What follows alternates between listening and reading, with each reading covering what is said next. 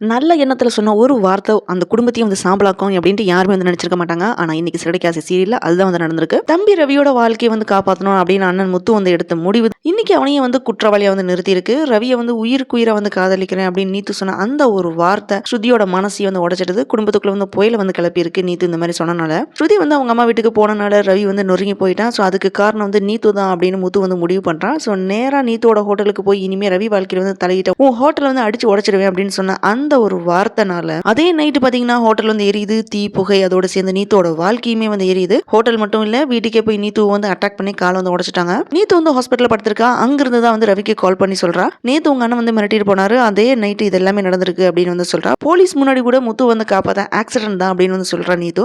அந்த நல்ல மனசு தான் ரவியோட மனசு இன்னுமே வந்து கலங்கடிக்குது. கோபம், சந்தேகம், வலி எல்லாமே சேர்ந்து ரவியை வந்து முத்துவோட சட்டை பிடிக்க வைக்குது. நீ தான் பண்ணனியா அப்படின்னு வந்து கேட்கறான் ரவி. நான் பண்ணல அப்படின்னு வந்து முத்து சொல்றான். உண்மை எது, பாசம் எது, தப்பு வந்து யாரோடது? ஒரே ஒரு வார்த்தை, ஒரு சந்தேகம், ஒரு தீ விபத்து. இதுல யாரோ ஒருத்தருக்கு வந்து முழு வாழ்க்கையை வந்து போக போகுது. யாரா இருக்கும்? டீட்டெயில் வீடியோ போட்டிருக்கேன், அதை மிஸ் பண்ணாம பாருங்க. இந்த வீடியோ பிடிச்சிருந்தனால லைக் பண்ணுங்க, ஷேர் பண்ணுங்க. அரேபியன் அணி சேனலை மறக்காம சப்ஸ்கிரைப் பண்ணி சப்போர்ட் பண்ணுங்க.